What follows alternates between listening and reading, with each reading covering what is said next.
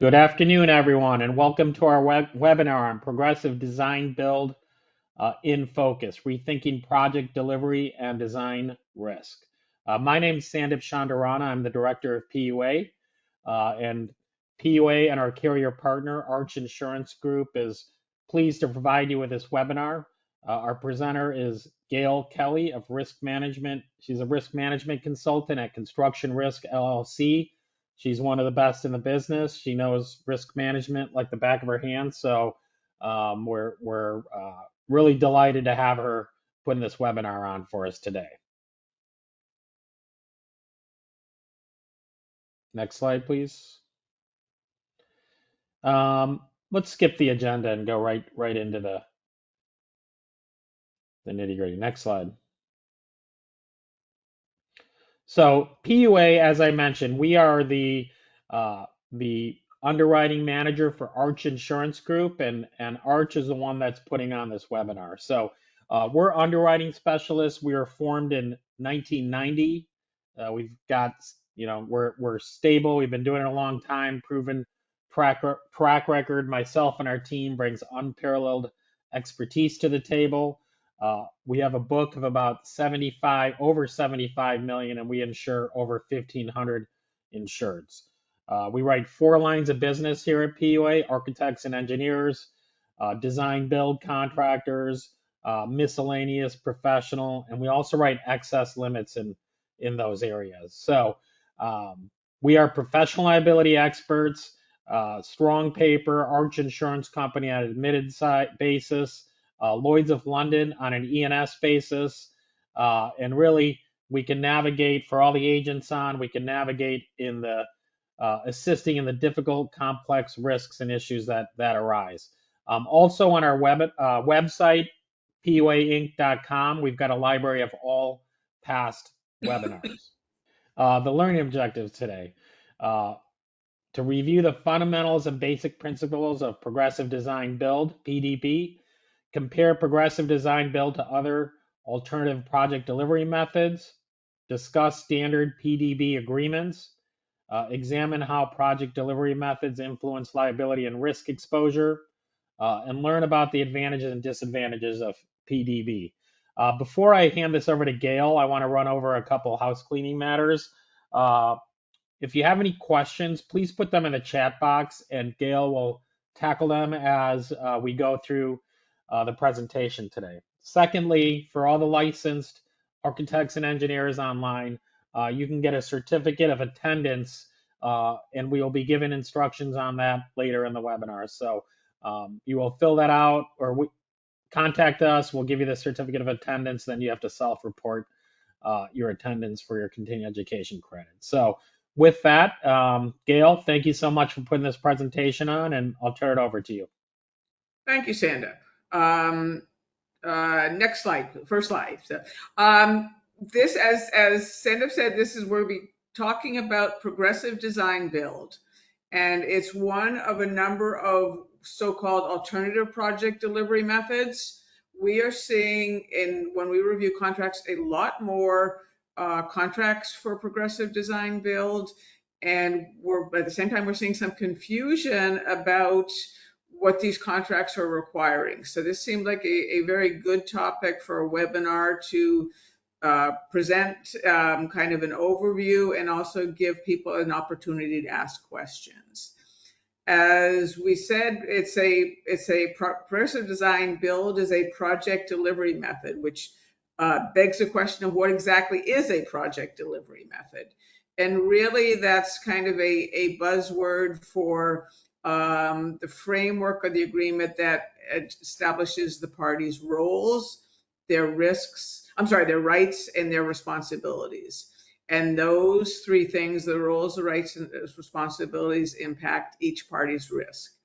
One specific example of what we're looking at is the party's role. Well, to take it back one step, is that the owner, their role, they're always responsible for paying for the project, no matter what the project delivery method is. But depending on the project delivery method, can impact on who is actually responsible for the risk of errors in the design drawings. so that when we say alternative project delivery method, that might have the connotation of somehow being riskier or maybe not suited for particular applications. Really, all it means is it's an alternative to what we call the traditional design bid build method, under which the owner typically first engages the designer. The design drawings, the construction drawings are 100% complete or almost 100% complete, and then the owner puts the project out for bid or negotiation, as the case may be. And usually, as I said, the design is usually complete before the owner engages the contractor. In the alternative project delivery methods, I've listed the more commonly known or commonly used ones here. And along with some of the acronyms that we see used, not that any are better or worse than the others, but these are ones that we do see fairly frequently. And just a brief overview of each of these different alternative project delivery methods. Don't want to get too far to talk too much about them, but what we will look more in coming up is comparing progressive design build to both design build and construction management as risk, the CMAR projects. But taking it back to who has the risk of errors in the design drawings, well, it probably or a lot of times depends on who actually engaged the designer, who hired the designer, which in the case of both design build and progressive design build would be the contractor. So that's something that we always keep in mind is when assessing risk. Okay, so looking, in more detail at progressive design build, and what I'm going to say is that the defining feature of a progressive design build contract is the initial contract between the owner and design builder only covers design to a certain extent, and sometimes limited what are referred to pre-construction early works activities, which will depend on the project. And this is typically referred to as phase one. And I'm going to apologize ahead of time, is a lot of these slides use the word typically or generally or often because the contracts can be all over the place as far as the terminology that's used and what the requirements are. So what we've done is we've gone through and done an assessment of a lot of the different progressive design build contracts we've seen or reviewed in the last couple of years and tried to put them together and kind of summarize some of the things we're seeing and some of the things, what we see most often. But there still be the word generally or typically will come up quite a bit. But with a progressive design build project, as in most major projects, often the owner will issue a SOQ, a solicitation for qualifications, to create a short list. Firms on the short list are then invited to submit a proposal, and that proposal will cover the design, the cost design to the specified percentage in the contract, in the RFQ that was sent out, which is usually what we see 60%. But again, 60% means different things on different kinds of projects, but for some reason that seems to be the percentage we see most often. There will also be often pre-construction activities, and that will completely depend on the project. Sometimes there will be demolition, sometimes there will be certain types of earthwork, a lot of times there'll be ordering of long lead time items. It really depends on the project and what's necessary. Phase one, again, this initial phase also includes what's called a validation period, or sometimes validation stage, validation review, where the owner, design builder, and designer work together to make sure that the proposed budget is reasonable and determine if there are any obstacles, inconsistencies that need to be addressed at the very early stage. And that's really one of the keys to this method of project delivery, is this idea of collaboration between the parties. the three major parties. The idea of these phase one design services is intended to allow the contractor to provide the owner with the construction costs that both the contractor and the owner are comfortable with. Like I said, is that usually we see them written as 60% complete. We've also seen 100% complete, and that may depend on a very highly technical project that the last 10% may be where most of the cost is. And that's the idea of these percentages is you want to be able to capture most of the cost when you're submitting your proposal. So that's where you sometimes see differences in the percentage completion. We have seen, and occasionally, actually I have never, but I have heard that originally that progressive design build agreements, they were written as two agreements. And the first agreement just covered phase one. And then if the parties came to agreement on the construction cost, they'd execute a second agreement where they covered the balance of the design and the construction costs. I'll have to say that every single agreement I have seen in the last couple of years has actually been a single agreement where the construction work, which we refer to as phase two, is authorized through an amendment to the agreement at the end of phase one. Next slide. And that's kind of, like I said, the defining feature. Once the construction documents have reached the percentage specified in the contract for phase one, the design builder will submit a proposal for the construction costs, the remainder of the design work. If the owner accepts the proposal and, after negotiations as necessary, which is there usually will be some negotiations, they'll execute what's called a GMP amendment, or can be called the construction cost amendment, which establishes the cost and the schedule for the construction work and whatever other terms that are relevant for the contract. The GMP proposal, as with most projects, the proposal amount is usually the cost of the work plus the design builder's fee. The contract, again, the contract can require, whatever they want the proposal, however they want it to be written, but the design builder may break out the general conditions of the contract. It may be required to include both the design builder and an owner contingency. So, and that varies considerably from contract to contract. But execution of this GMP amendment starts phase two of the project. Next slide. And so I've been, using the word GMP, several times repeatedly. The construction cost, the proposal can actually be fixed fee. There's nothing that requires that the proposal for the construction work to be GMP.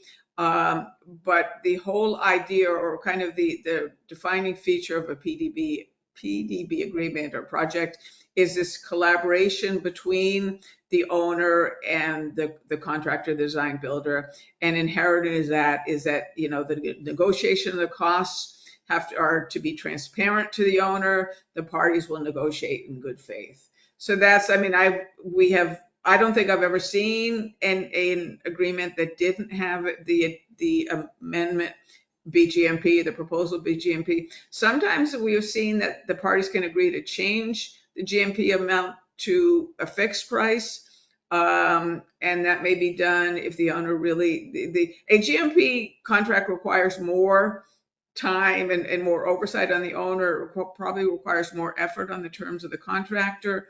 If they want to agree to change it to fixed price, they can do that. But I will say that the amendment really leading up to the acceptance of the proposal will probably be GMP.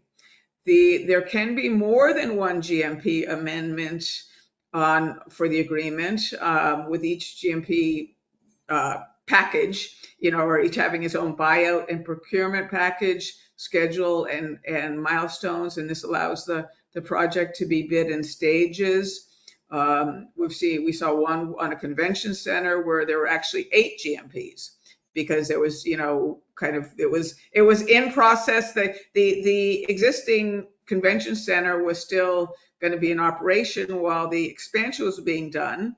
So, certain areas were being worked on, and when that was completed, there was a shift to somewhere else. So that is, depends from project to project. If the parties cannot agree on the GMP, and this is, moving on to the next concept of, if the parties cannot agree on the GMP amendment, the owner can exercise what's called the so-called contractual off-ramp. And for those of you who have been, a seminar before on PDB or read anything on a PDB agreement, you will often see a reference to this contractual off-ramp. And what it does is allows the owner to terminate the contract.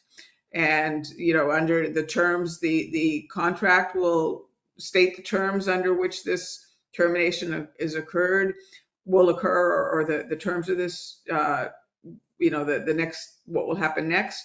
Usually the owner is entitled to use the drawings for future project development and construction with another design build firm. And that's right in the contract. The design builder will generally be required to complete all work on any early work packages to the extent that it's not done at the time of this, 60% or percentage completion, unless the owner agrees to take assignment. And unless the owner is terminated for cause, which probably is not going to happen, the use of the instruments of service is generally at its own risk. Although the owner may actually be, that the design builder will usually be liable for any negligent errors, which, errors that did not comply with the standard of care, which is no different than any other, termination situation. Next slide. Anecdotally, and I'm saying anecdotally because, I don't think there's been any studies, but we have never been involved in a situation where the parties were not able to agree on the terms of the GMP amendment. And the anecdotally part is actually it's considered a failure on the part of the owner, which they've invested a lot of time and money in the project, and to go with another builder or another firm will almost certainly cause a significant delay as well as increased costs. And that, is true, probably with all projects, is you really don't want to move on with somebody else if you can accept it. If to the extent that a project does not proceed on to phase 2, and again, we've not been involved in that, but it is more likely because there's been a change in the owner's needs, so that the project, as originally planned or as originally projected or designed, is no longer viable. Next, please. And to avoid having here I use the construction cost proposal as, rather than GMP proposal, just to show that they really mean the same thing, that the owner, that they can't accept. The parties usually work pretty closely to monitor costs during phase 1. Again, it's this idea of collaboration. The design builder, the contractor, is expected to work closely with the designer to verify the design, suggest alternatives based on constructability or cost, look at value engineering, and that's why they're bringing in their expertise very early in the design. The owner may ask the design builder to provide estimated budgets at various milestones, and 30%, is often a common milestone. There may be a design to budget requirement where, the design build team, knows what they should be shooting for. And that's, kind of to keep everybody, so everybody kind of is on the same understanding with respect to costs. The owner may often has his own cost estimator that's kind of comparing costs or tracking costs through the project. And it's often referred to the as an independent cost estimator with the unfortunate acronym ICE. But you will see that quite a bit when you're looking at discussions of progressive design build projects. Next, please. And we showed at the very beginning that the list of alternative delivery methods, and progressive design build, which is what we're talking about right now, sometimes, often, gets confused with construction management at risk, CMAR, because they both have this contractual off-ramp contract, and that's what you'll often see talked with both of them as the what an important feature, where the owner is allowed to terminate the contract if the parties cannot agree on the cost of construction. But the important difference is that the contract being terminated is different. With progressive design build, the contract being terminated is actually the design build agreement, so that you're looking at both the design and build agreement. You're terminating it because the design costs that based on percentage, those 60% or whatever design drawings, the contractor's price did not come up. It was something that the owner could accept.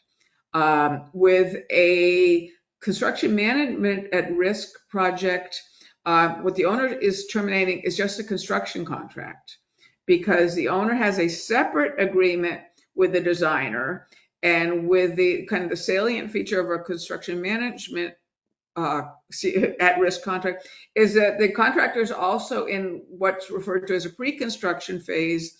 The contractor works with the designer to, again, these idea of, looking at value engineering, maybe review and give insight with respect to costs and constructability.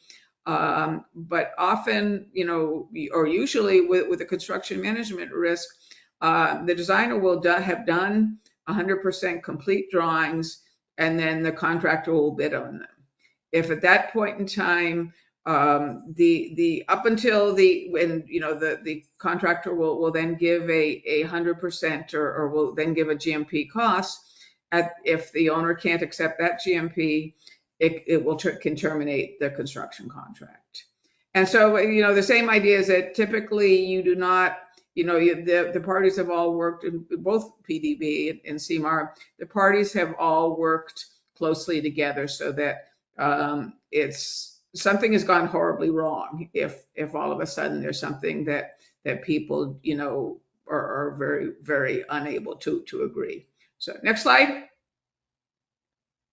And so that, we, talking about this contractual off-ramp, because you will, hear this often cited as a defining feature of both PDB and CMAR agreements.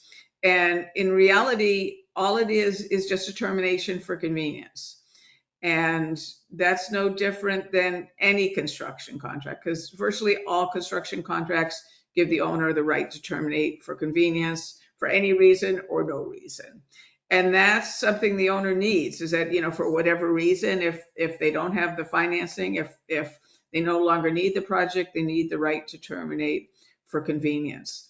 The PDB and CMAR contracts are just are unusual in having this, contractual off-ramp at being a very well-defined point in the contract, and sometimes going into a lot more detail about what the owner's rights are. But under the DBIA agreements for progressive design build, it just simply says, there's a couple options, but if the parties can't negotiate something that they're comfortable with, the owner terminates for convenience. So that just kind of highlights the fact that a contractual off-ramp is just a termination for convenience at a specific point. Next slide. But that's in kind of the most common case. And again, I mean, it's unlikely, even though it's unlikely that the owner will exercise a contractual off-ramp, the DB team, meaning both the design builder and the designer, should review the contractual termination provisions. And that's actually always difficult. I mean, the termination provisions are always kind of a hard thing to negotiate in a contract because nobody goes into a contract thinking it's gonna need to be terminated. I think, okay.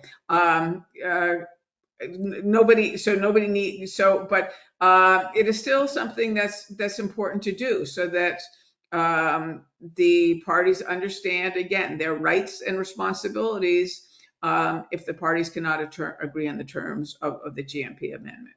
And this is actually wording that we took out of one agreement, is that the owner has a right to require the design builder to complete the drawings, so that 100% suitable for bidding, stamp them, and the owner will then take them to bid out to another firm. And it's, not that that is unreasonable, or don't want to opine on that, but the designer and the design builder should both understand that the owner, the contract explicitly gives the owner this right. Next slide, please.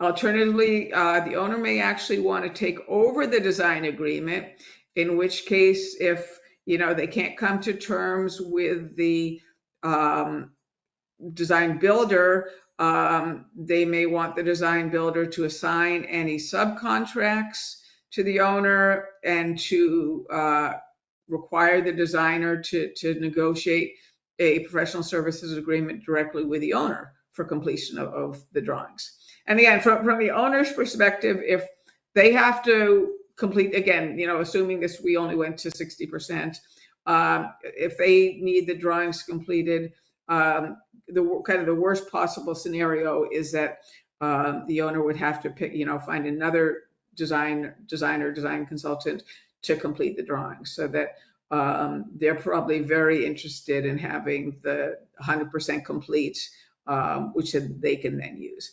And again, there's, not that there's anything wrong with this. Again, this also came, from an agreement that we looked at. Nothing that's wrong with that. The one thing, which again, we kind of, look pretty closely at some of these provisions, but, I'm looking at this one, and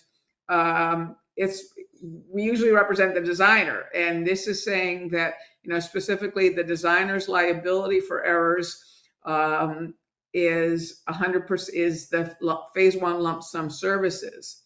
Well, depending on the contract, the amount of the design fee in the phase one may have been a certain amount, just for sake of figures, may have been $200,000.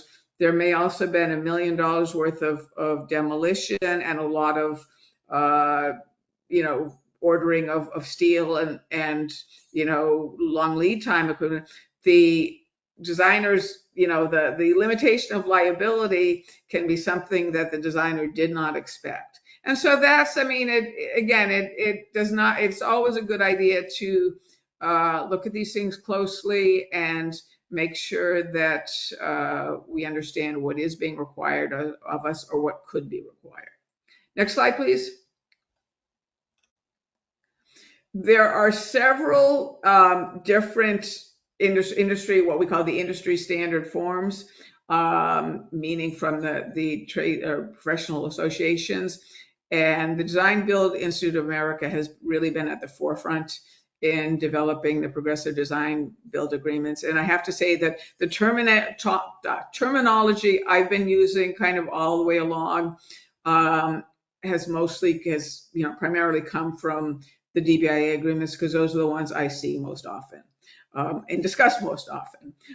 They have both their standard progressive design build agreement and 544, and progressive design build agreement for water and wastewater projects, 545. I have to admit that, I've looked at both of them, seen both of them, never compared, word for word. They look very similar. So I'm not sure there are significant differences, but they do kind of lay out the concepts that I've been presenting so far, in this talk.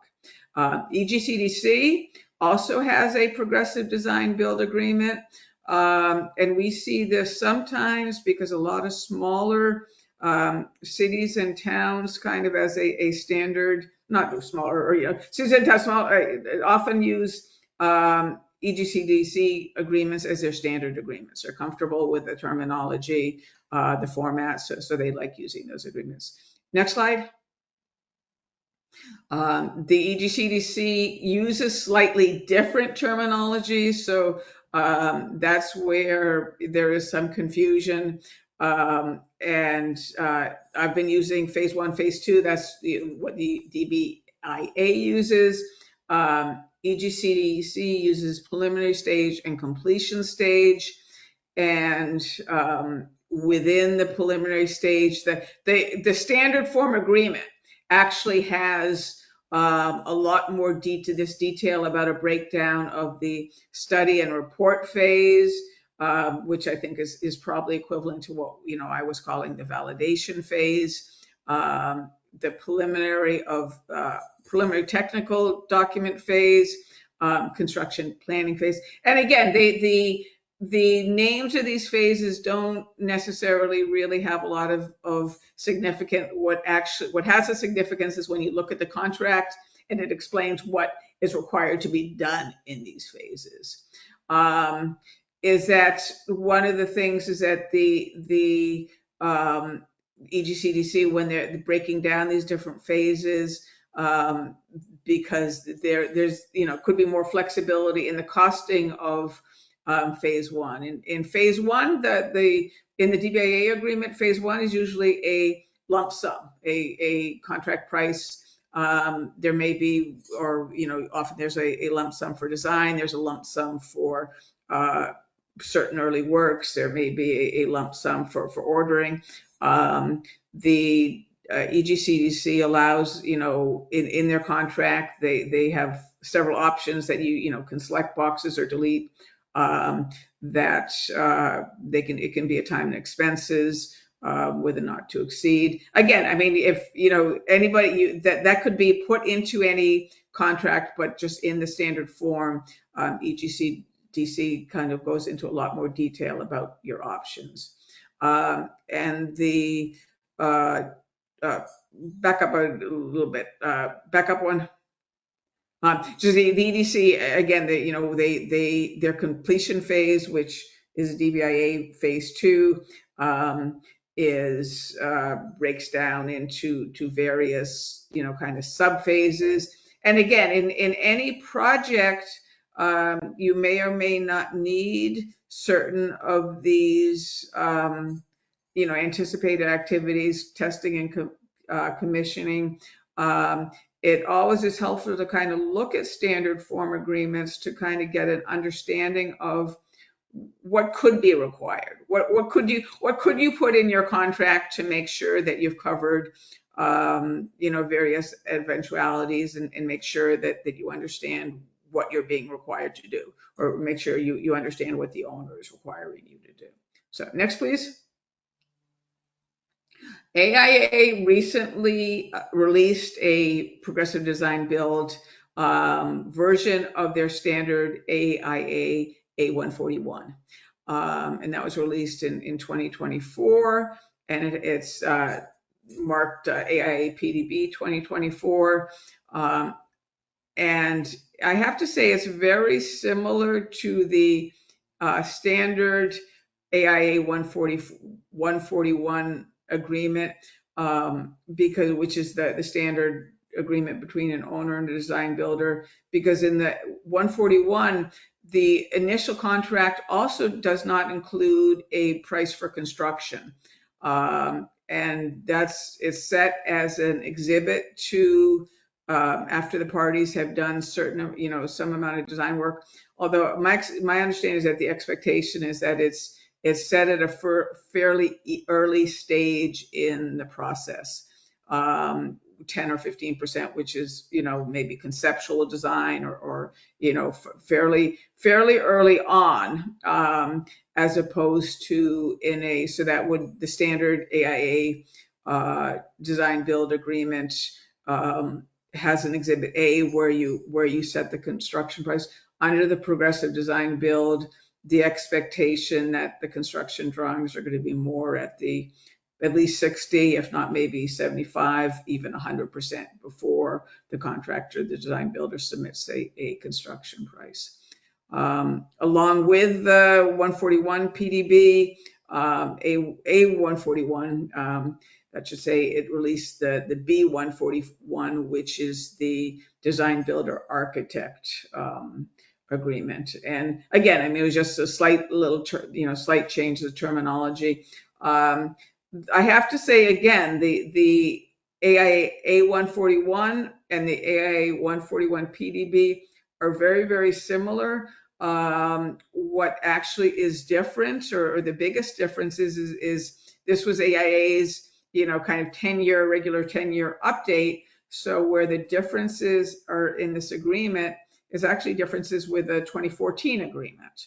And again, I mean, there's nothing wrong with that. It's just, looking at the agreements and kind of understanding what they're designed for, and maybe just some very slight differences. But we did say there are some differences between, if anybody's seen the AIA 141 for 2024, there are some differences with the 2014, which usually happens in the AIA updates.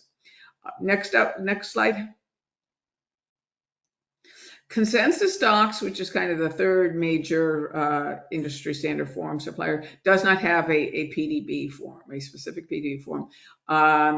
They have promoted, or they have, stated that you can use their the CD 400, which is a preliminary agreement, which includes contracting for design build services through schematic design. And then if the parties were to go on to phase 2, they would execute a second contract.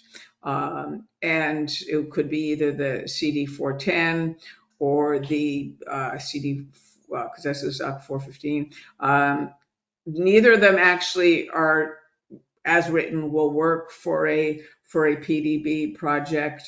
And I have to admit, I've never seen the consensus doc agreements used for a PDB project. So does not mean it can't be. I just have not seen it. So next slide, please. Many owners use custom drafted PDB contracts, which they have developed by revising their standard design build agreements to allow for specifically identified phase 1, phase 2, the specifically identified contractual off-ramp. And since the original design build agreements were modeled, often modeled on either the DBIA or EGCDC documents, the PDB agreements would have a very similar form and have similar terminology. However, what we do notice is that custom drafted contracts often need to use slightly different contracts, slightly different terminology to avoid conflicts with either the owner's standard usage of terms, such as phase or stage, or to match the terminology that's used in state enabling legislation. And that's actually true for both design build and PDB, where there may be state legislation that has allowed these projects or these contracts to be used on certain projects, but it uses certain terminology. And so usually the contracts themselves will use that same terminology. There are also some variation with the breakdown of the work. We have seen a phase 1, phase 2, and phase 3 breakdown, where phase 2 is the completion of design after the proposal, before the start of construction. This may have something to do with funding or insurance or permitting. We've seen several phases actually in permitting, especially on water or wastewater. There may be a GMP 1, a GMP 2, or phase 1, phase 2, phase 3, because of different aspects of the permitting. And again, there's no right way or wrong way, and it just requires looking at the contract a little closely and understanding it, and not, trying not to make assumptions. about what actually is being required, because the contract, what is required is what the contract says is required. Next slide, please.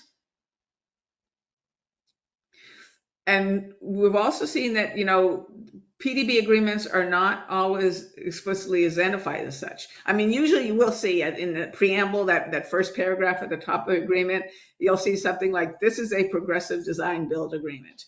But the University of California refers to theirs as collaborative design build agreements, CDB agreements.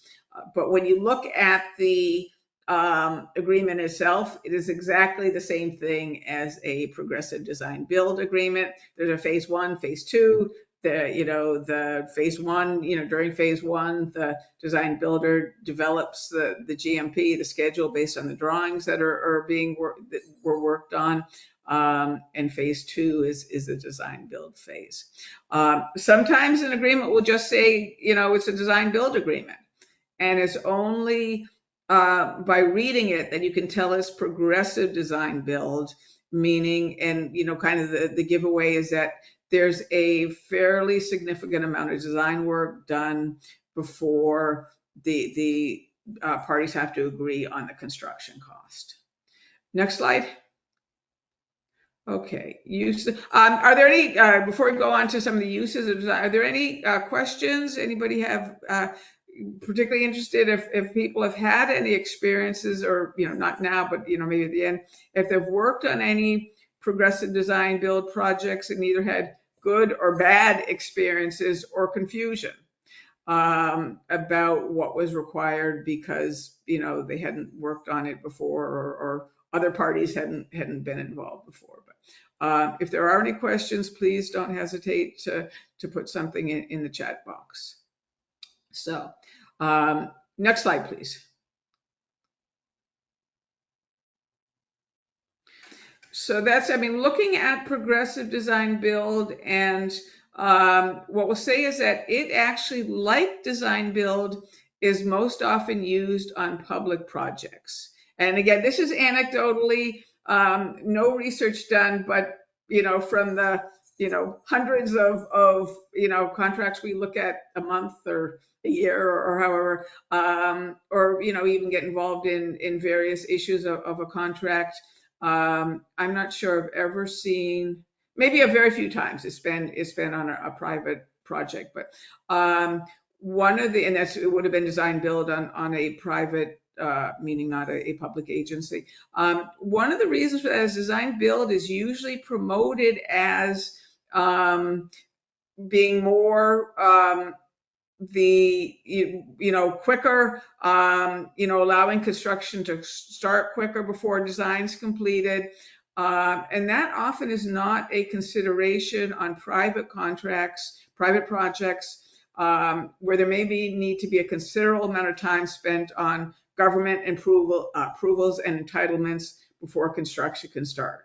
There may be several rounds of what is actually approved, and that may influence the design. And that may subsequently impact the cost of construction considerably, so that private owners quite often are reluctant to let out a design build project or progressive design build before they have all their approvals in place. Private owners also typically want to be more, or often want to be more, involved in the design process, because it gives them more flexibility to make changes during the design process.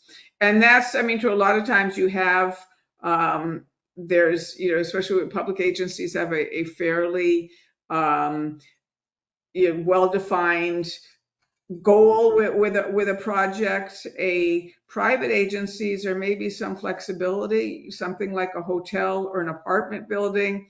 They may, during design, there may be some major changes, so that by being more involved during the design process, it can actually work out a lot better for private owners. Next slide. And while we said, it's a progressive design build is alternative, and it's often considered a new project delivery. It actually has a very long history of successful projects. And that's its most common application has been in the water, wastewater sector. And this is partly because those projects are generally highly technical. So a collaborative approach works very well between the design builder, the designer, and the owner. There's generally no legislation preventing use of progressive design build. And the major stakeholders, meaning the owners, of the facility, tend to be receptive to alternative contracting. Again, what they're interested really is a facility that meets their needs as, the best possibility facility for their needs.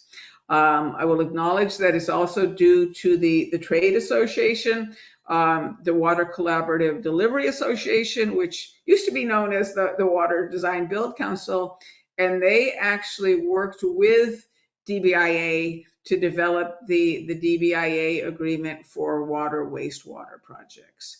And they've done the agreements, they other model procurement documents, guidance, and that I think has really helped to the extent that it has given, a lot of agencies some confidence that this is a thing. This has worked in the past. This is some guidance. We can see that this is actually something that it could be very successful. That could work for us. Next, please.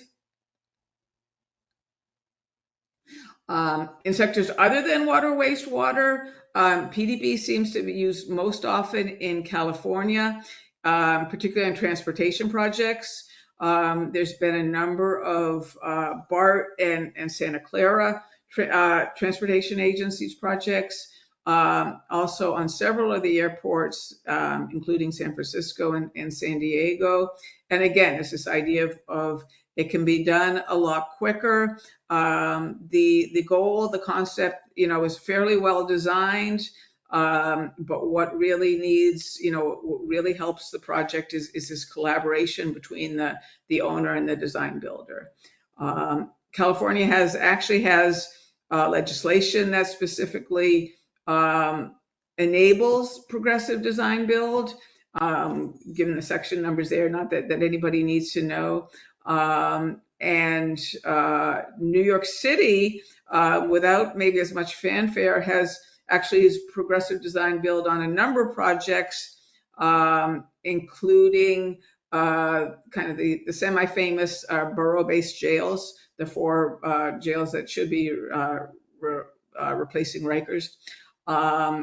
And again, because it was just a project delivery method that seemed to be very well suited to what they needed to do. In a number of states, there have been pilot projects using PDB where an agency has actually put out the RFP saying, this is a pilot project, we're exploring the use of this project delivery method, and they'll do, go through they'll usually do a SOQ where they'll, get a short list and then invite the, maybe 3 or 4 firms to submit a proposal, do presentations. And it's in those pilot projects, they're meant to be, or, a lot of times they're intended to be a learning experience for all parties. Next, please. One of the, as a lot of people know, one of the big sources of transportation related funding is federal aid. And it gets a little complicated with using PDB on federal aid projects because for those who have been involved in these projects, you need to do a NEPA, the NEPA process, and that can affect kind of what other approvals are needed. And again, is that this is FHWA actually has done a number of pilot projects I believe Florida, Maryland, maybe a few other states, they are supportive of using this method. The problem a lot of times, both the federal highways and in states is, as probably a lot of people know, is that there may be legislation that says you can't use design build. Well, if you can't use design build, you also can't use progressive design build. But that is actually changing, and DBA is kind of very involved in advocating for these changes. Next slide, please. There's sometimes confusion about public procurement because I think a lot of people are, most people have kind of heard, maybe not paid attention to this idea of qualification-based selection, which doesn't include price. And public contracting, public procurement usually requires best value, which a best value means both the technical proposal and the price. So that to the extent that a best value selection or best value process is required, one option is to make the price component a cap on the contract amount, so that it is actually included. It's as part of the evaluation, but it's the same for all proposers, so it will have no impact on the selection process. And I'll have to say this kind of last discussion actually came from an FHWA presentation that, where they were looking at how they could authorize these projects or what it would take to authorize projects. Next slide. Okay, drawbacks and summaries. From the perspective of the designer, which is quite often who we at ConstructionRisk represent, the potential drawbacks are essentially on a PDB project are essentially the same as on a design build project. And for those who've been involved in design build projects, I'm probably not telling you anything that you don't know, but the design builder will often want provisions in the DBIA to flow down to the designer, even though they're not typically found in the design agreements. And the designer's agreement with the design builder may require, because of what's in the DBA, the standard of care is not appropriate for professional services. There may be a requirement, a warranty that the work will be defect-free.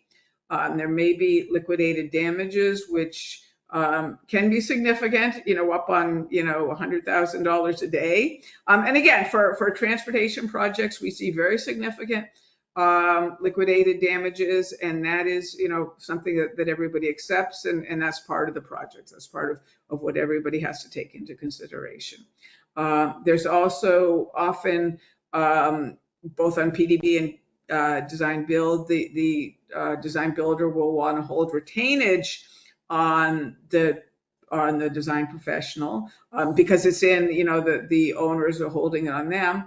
And where we get into a discussion on that is if we can't get out of eliminating the requirement for retainage, is when will that retainage be released, so that it is not, we've done all of our design work and the project is going to, go on for another 5 years. We don't expect our retainage to be held for 5 years. So that sometimes is what, we end up needing to negotiate, again, for both a design build and a progressive design build project. Next slide. On the positive side, theoretically, a PDB project is less likely to result in claims against the owner due to cost overruns. And that's one of the big concerns with the design build project, is that there's a cost overrun because something was overlooked at the very beginning, or there was, might not have been in a, example, a concrete example is that, it was overlooked that, certain land could not be disturbed, as part of the project. So a transition from one elevation to another elevation was going to be done as a gentle slope on a hillside. Well, if it turns out that land needed to be undisturbed, that needs to be a fairly high retainage wall to create to address the difference of value in elevation. And that is almost certainly something the design builder is going to take and bring against the designer and say it was a design defect. So with more complete drawings, we can hopefully avoid that. With more complete drawings, we have less of a complaint, less of a claim or changed conditions or betterment. Betterment is this idea that although there was a change in the construction, the owner actually got more than what they paid for. So the owner is not entirely. The designer is not entirely under the entire change because the owner should be responsible for paying some of it. Next, please. So just to summarize and look again, because this is really what trying to get across to people is the difference between DB and PDB projects. Is the primary differences are the structure of the design build agreement between the owner and the design builder, particularly with respect to pricing, the timing of the negotiations between the owner and the design builder. And we've talked about it before, is that with a PDB agreement or PDB project, there's actually two proposals. And that's sometimes, or at least two proposals. There's the initial proposal with the cost for the phase one work, and then there's at least one more proposal for the GMP for phase two. There can be several GMPs, so there can be more than one proposal. But that's is sometimes confusing because it's not always obvious in a again, speaking for the perspective of the designer, it's not really obvious what is being referred to. And that's, one of what comes is that a design builder may take as standard design build agreement, agreement for designer, PSA, professional services agreement, the PSA, and just put professional design build project on the top. It doesn't really account for the fact, so this agreement between the design builder and the designer does not account for the fact that there will be phase one, phase two, what will be done during phase one, phase two. So, and again, I mean, it's just a question of maybe of asking questions. Another big difference is the expected level of collaboration between the owner and the design builder. And that's something that we really think of as a positive. Next slide, please. And this is actually the last slide. But, again, to kind of summarize design build and progressive design build is that the, design build, the initial contract includes the cost for both design and construction. The owner's engineer may have done some preliminary design. Depending on the project, we sometimes see that as a basis of design. Basis of design seems to have a lot of different connotations, but that there's one project, one DBA agreement or DBA agreement that is either lump sum or GMP for both design and construction. Progressive design build, as we said, there's two proposals, an amendment to the original contract, and although we talked about the timing of the price negotiations might be the most obvious difference between the PDB and DB, really what we see as the most significant difference is the expected level of collaboration. And that really is what we see as leading to very successful projects. So that is kind of where we are. Thanks, Gail. I really thank you for putting together this excellent content. We at ConstructionRisk, we like to put a lot of content into our slides with the hope that you will use these long-term and that you can share these with others in your office. So there will be a link to the webinar at PUAinc.com. So I invite you just to go ahead and send that to your colleagues that couldn't be here today, because that's really going to be very important to share. I want to make a couple comments. Gail and I are program risk managers on projects around the country where there are project-specific policies, and these are mega projects, and these are generally normal design build contracts. And what we found is there's so much litigation and claims on these that we have designers that are no longer willing to do design build. It's just become too claim ridden. And the hope is that progressive design build is going to resolve some of those claims because of this greater owner designer contractor collaboration. So one of the things that we like to do is we emphasize today, if you're going to enter into a GMP contract, we think it's really important at this stage because there are going to be tariffs that are going to increase your cost, because there's deportation coming up that's going to decrease your worker crew.